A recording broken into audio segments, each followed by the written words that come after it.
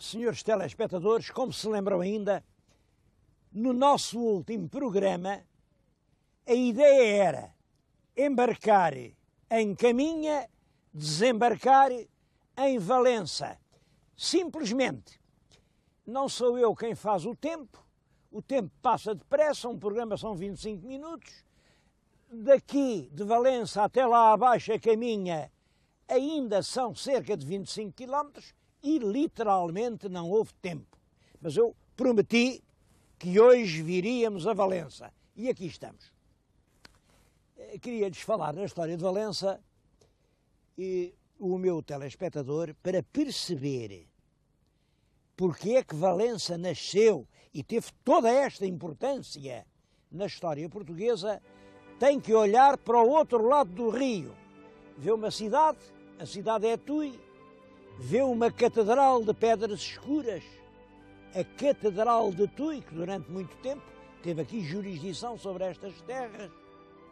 Ora bem, o nosso rei Dom Afonso Henriques entendia que aquelas terras também faziam parte do seu reino. Naturalmente que o rei de Leão e Castela entendia exatamente o contrário, que aquelas terras eram dele. Bom, e quando um rei acha uma coisa e o outro rei acha a coisa exatamente contrária, claro, há conflitos, houve guerras que duraram dezenas de anos. Ainda ao filho do Dom Afonso Henriques, o Sancho I, olhem, faz exatamente agora 800 anos. No ano de 1197, era o nosso Dom Sancho o senhor de Tui. Mas a verdade é que o rio é que separava as duas regiões, os portugueses foram forçados a abdicar completamente, a desistir das suas pretensões à outra margem do Rio Minho, e é nessa altura que el rei Dom Sancho manda fundar Valença. Ele não lhe pôs o nome de Valença, pôs um outro nome bem engraçado, chamou-lhe Contrasta. E é claro, nós não sabemos as razões dos nomes, e quando a gente começa a dizer assim estas fantasias, corre o risco de estar a confundir história com lenda. Mas é muito possível que a palavra contrasta se tenha esta ideia em frente de Tui, que realmente o rei de Leão e Castela tinha fortificado. O nosso rei também vem fortificar uma povoação e faz aqui os robustos muros de uma povoação que vai ficar para sempre.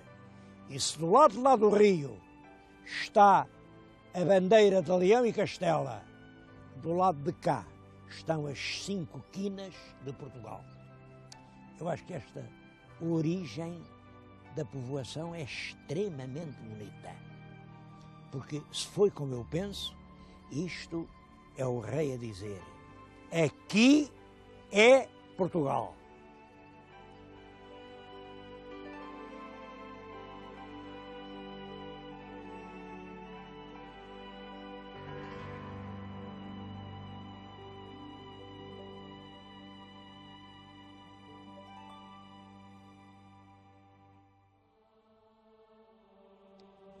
O monumento mais importante de Tui é a Catedral. Vale a pena visitar a Catedral de Tui. Por exemplo, este pórtico, que tem uma evidente inspiração de Compostela. Este pórtico, só por si, é uma beleza. Mas eu queria chamar a atenção para isto. Enquanto do lado português todos os esforços foram no sentido de fazer uma fortaleza, porque a ideia é resistir, aqui em Tui a grande preocupação é erguer uma catedral, porque a ideia é dominar, é impor o domínio episcopal, era realmente a autoridade do prelado que se estendia aqui sobre toda esta região. Bom, hoje tudo isso é história e Tui tem uma belíssima catedral. Portugal tem uma respeitável fortaleza.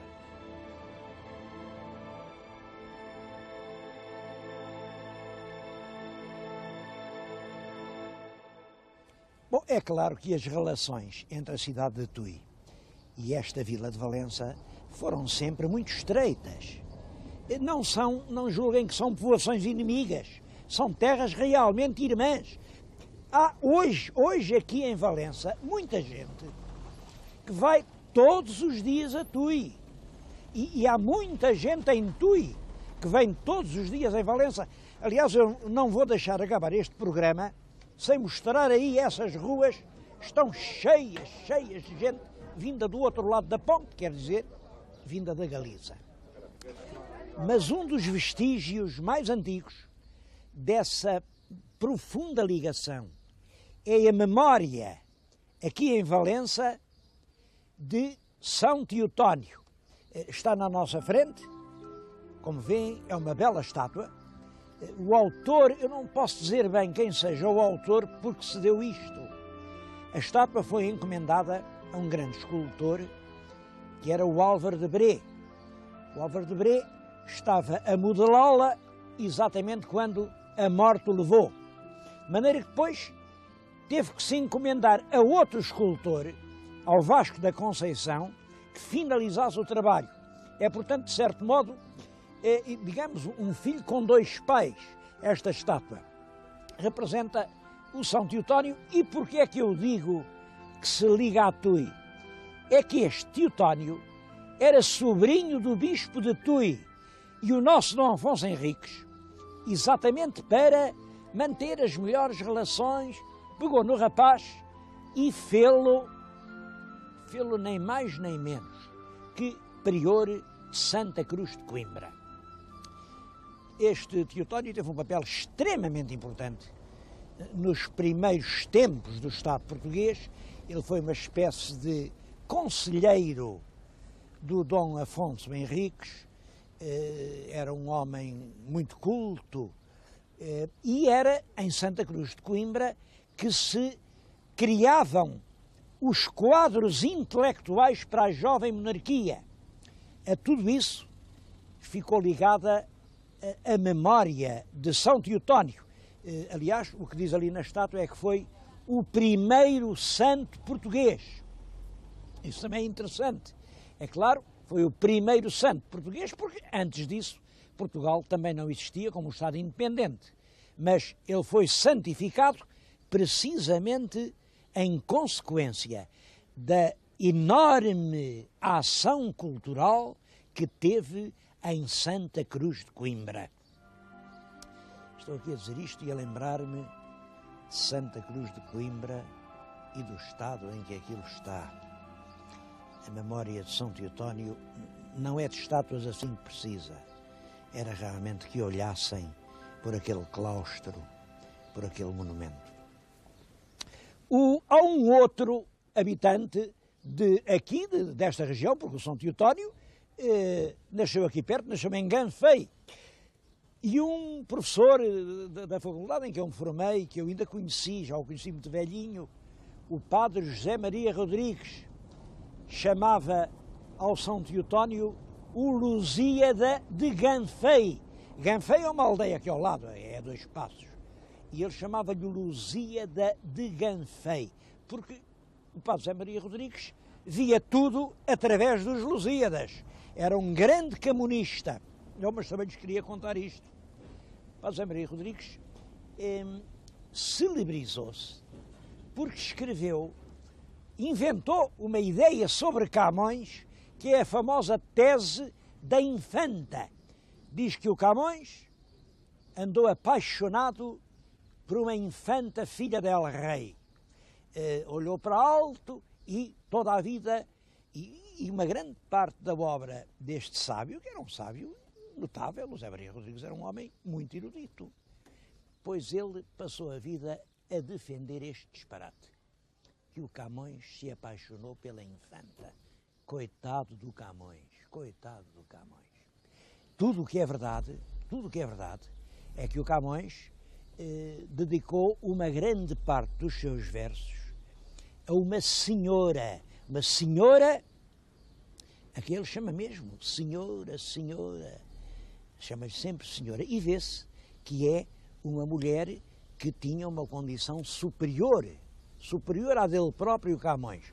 Ora, como o Padre José Maria Rodrigues julgava que o Camões era fidalgo, pensava mais que fidalgo só príncipe, portanto era princesa. Bom, isso hoje está completamente posto de parte, embora os erros são como as nódoas, custam muito a sair.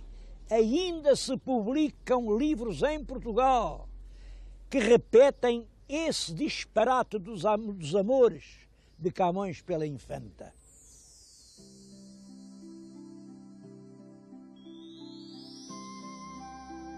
Como podem calcular, a vida de uma fortaleza portuguesa, aqui mesmo na extrema do território nacional, aqui de caras para a Espanha, é claro que não foi fácil, não podia ser, e houve sucessivas tentativas do lado de lá para arrasar isto.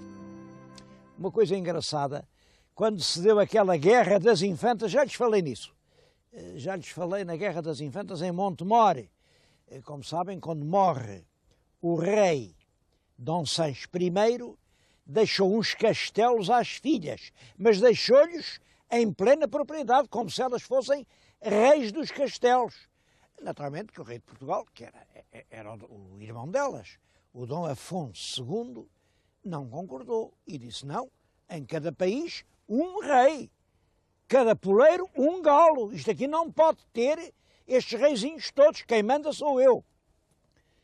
As infantas não concordaram, claro que aqui os espanhóis apoiaram a causa das infantas e aproveitaram essa trica, imaginem para quê? Para passar aqui o Rio Minho e arrasar completamente o castelo, que aqui estava, o castelo de Contrasta, é que não ficou pedra sobre pedra. Bom, mais tarde, feita a paz, o Dom Afonso II lá reconstrói o castelo e depois é o Dom Afonso III. Como sabem, Dom Afonso III é irmão do Sancho II, portanto, é um dos filhos do Dom Afonso II. Manda construir esta porta. Eu acho esta porta muito bonita porque tem lá as armas portuguesas ainda no tempo dos afonsinos. Reparem nas esquinas. As esquinas não estão ao alto como hoje. As esquinas estão assim, as esquinas laterais estão deitadas. Era aquela bandeira portuguesa antes de Dom João II. E também tem graça porque é que depois as esquinas passaram a figurar ao alto. É que o Dom João II dizia: quinas derribadas é sinal de derrota, quinas em pé é sinal de vitória.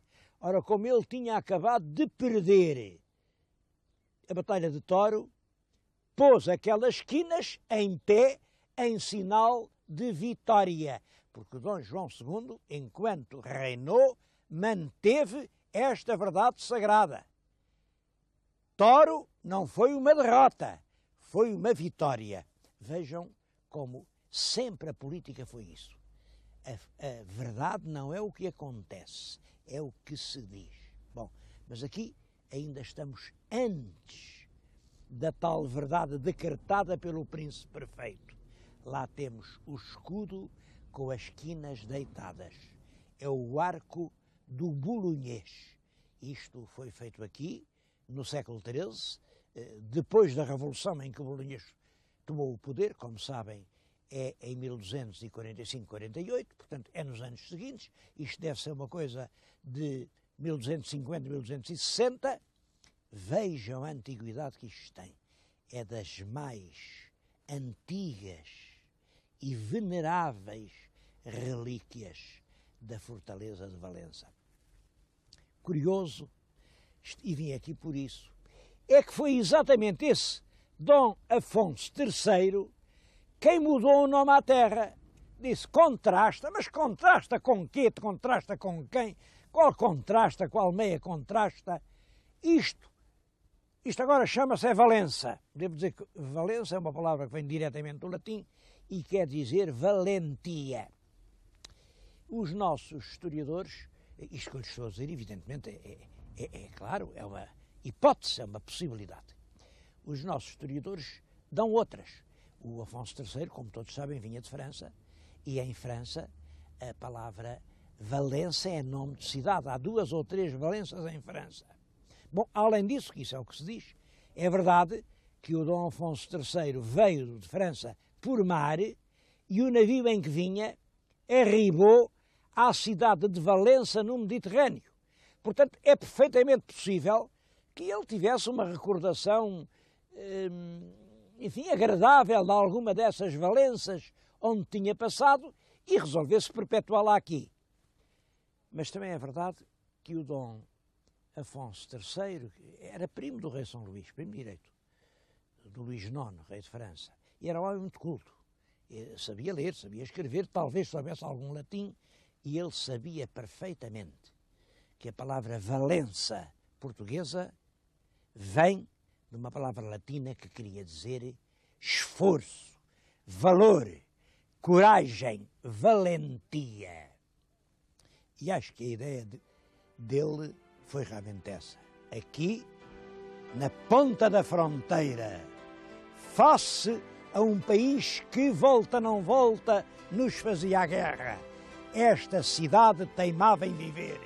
Aqui era a terra da valentia. Daí o nome de Valença. Isto tudo pode ser, pode não ser, mas tem muita probabilidade de ter sido assim.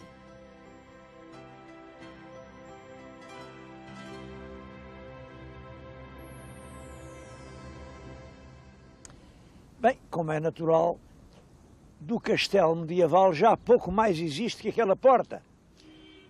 As torres, tudo isso desapareceu, porque é sobretudo depois da restauração de 1640 que há a preocupação de fazer aqui uma grande fortaleza já com as características da fortificação moderna.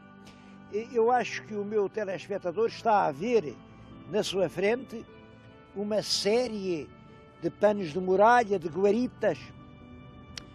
Para fazerem uma ideia da importância deste monumento, eu digo-lhes que a extensão da muralha construída atinge 5 quilómetros.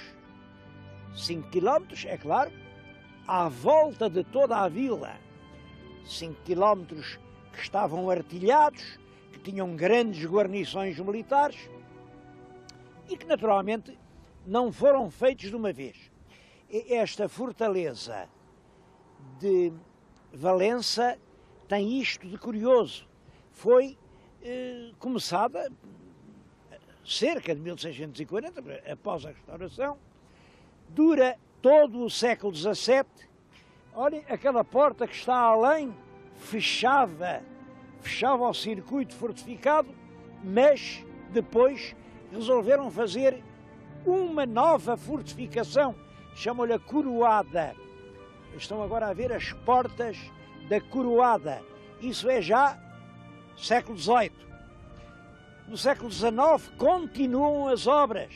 Chega só a meados do século e há reclamações.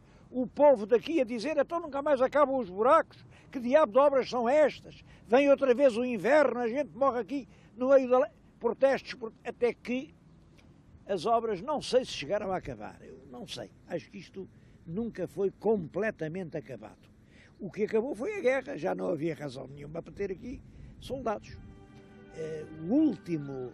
A última guarnição militar foi extinta em 1927.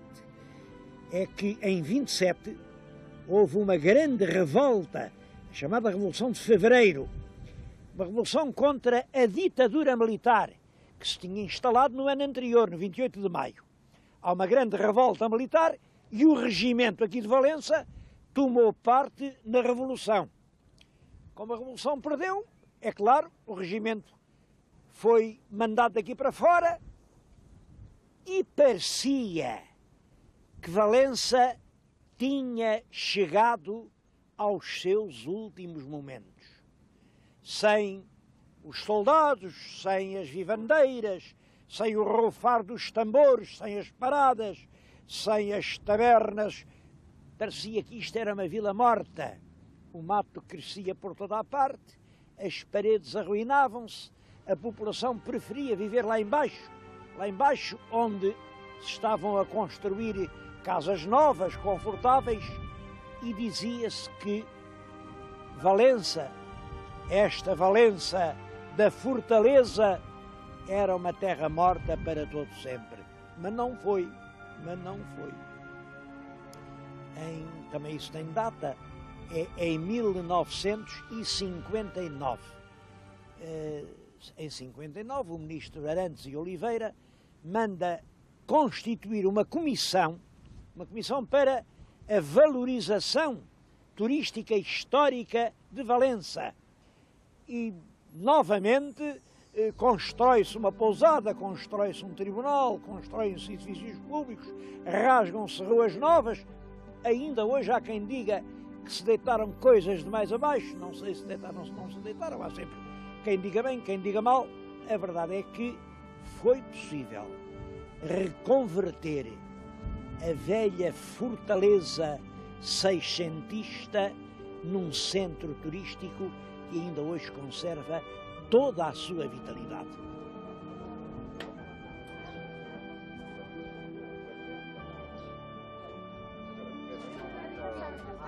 Todo este Vale do Minho foi povoado e colonizado desde uma época recuada por ordens religiosas. E vale ainda hoje a pena vir visitar o mosteiro Sanfins de Friestas. Este edifício é do século XII e é claro que é uma das obras mais notáveis do românico português. Resta a igreja, que foi restaurada aqui há umas dezenas de anos. É claro, tudo o que era mosteiro, enfim, foi roubado, até as pedras da eira levaram. Bom, e cá estamos nós a dizer, as pedras que ficaram devem a salvação à lei da gravidade. É que são tão pesadas que ninguém pode com elas.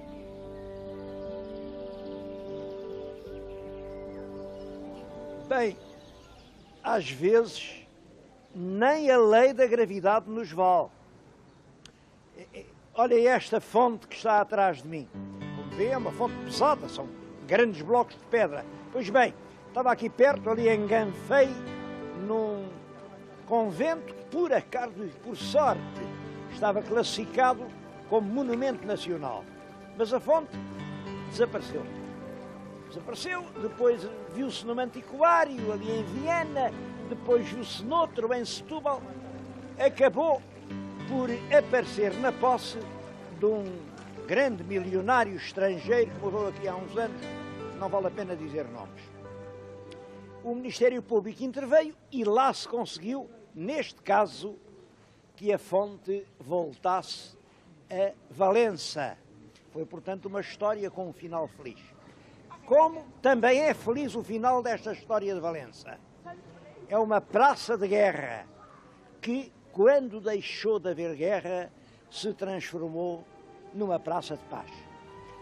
Há dias em que esta Valença parece um festival e é justamente cheia de espanhóis que a gente vê. Vejam vocês, andamos aqui a pôr os canhões, a apontar contra os espanhóis e agora são os espanhóis que vêm aqui, que se dão as mãos, que nos abraçam. É um final feliz, tão feliz como o daquela fonte. Em todo caso, é bom não confiar demais.